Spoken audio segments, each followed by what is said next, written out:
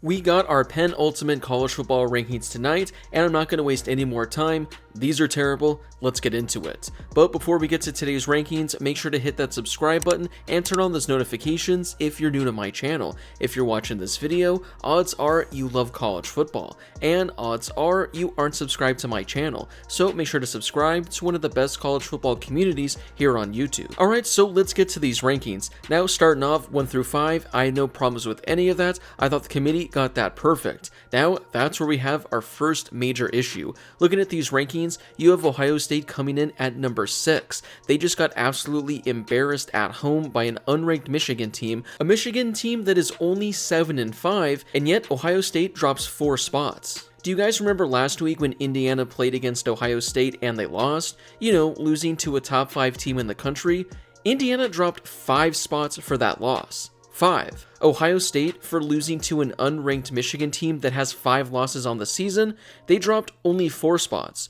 So how does that make any sense? How does that make sense that you can lose to literally a top 3 team in the country, you can drop 5 spots, but yet if you lose to a 5-loss team at home, you drop only 4 spots? That makes absolutely no sense. I don't know what the reason is, I don't know what the logic is, but what are we doing with Ohio State still being at number 6? Clearly at this point, the committee doesn't value these terrible losses because, well, we're actually going to get to that later in these rankings. I have no problems with the teams that are ranked 7 through 10, so let's get to my next major issue. Now, this is something that I was really looking forward to these last couple of days because considering these are the penultimate rankings, a lot of these teams aren't going to be playing in conference championship weekend. These rankings that we get right here, these are probably going to be the rankings that we get on Sunday in the final batch of playoff rankings. Now, I did a video talking about this yesterday where I said the final spot is likely going to come down to Alabama, Ole Miss, or South Carolina. In that video, I didn't necessarily talk about Miami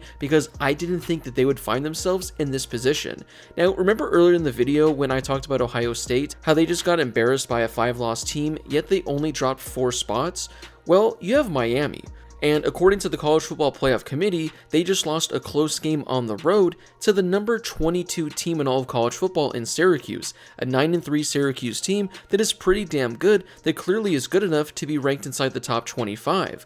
Well, Miami fell on the road to them, and yet they drop 6 spots in the rankings. Now, I've personally been very harsh on Miami these last couple of weeks. Obviously, they lost a couple weeks ago to Georgia Tech. I thought in their last win against Wake Forest, they didn't look all that good. I need someone to explain this to me. Maybe someone in the comment section can do a better job than the College Football Playoff Committee can.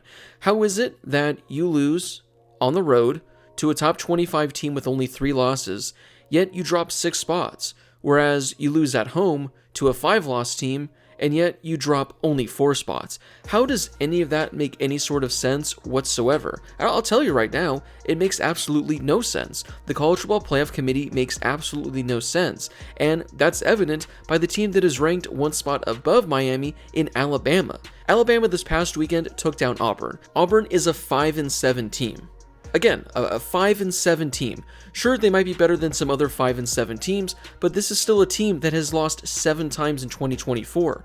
Well, by beating Auburn, Alabama just moved up 2 spots, and now they're pretty much in the driver's seat to get the final college football playoff ranking. Oh, you have South Carolina that's currently 2 spots behind them. Well, they only moved up 1 spot after going on the road and taking down the number 12 team in the country in Clemson, the same Clemson team that is going to be competing for an ACC championship, and with a win, they're going to secure an automatic playoff bid. So South Carolina goes on the road, pulls off that insane victory, and yet they move up only 1 spot, whereas Alabama, they move up 2 spots for beating a 7-loss team. Remember last week when Alabama got absolutely embarrassed on the road at Oklahoma and they lost by 21 points to a really, really terrible Sooners team? Well, they did drop 6 spots, so in that scenario, the committee did hurt them. Well, fast forward to this week, I just talked about it. Miami, who loses on the road to a ranked team, they dropped the same amount of spots that Alabama did when they fell by 21 points to Oklahoma. Again, we have to remember, Miami lost a 1-score game to Syracuse. It wasn't like they got blown out. They were in this game until the very end, whereas Alabama, they got absolutely humiliated. This is something that a lot of college football fans have been talking about. You guys have been talking about this in my comment section, but it looks like the College Football Playoff Committee, they are going to give that last edge to Alabama. Now, I will give Alabama credit. They they do at least have some solid wins on their resume. They do have a win against number 5 Georgia, and they do have a win over South Carolina, the team that a lot of people are fighting for to get that final playoff bid. So at the end of the day, it looks like that's what the playoff committee is truly valuing. They're going to value the really good wins, not the really terrible losses that you have.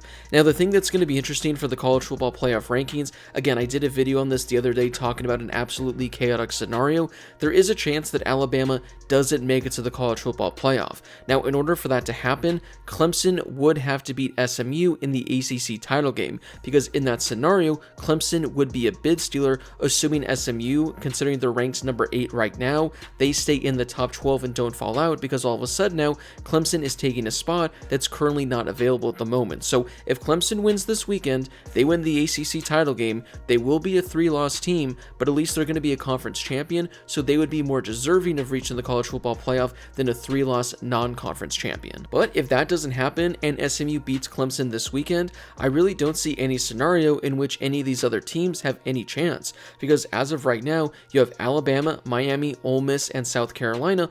All those teams don't play this weekend. They don't have a chance to play in a conference championship. So what's really going to change this weekend?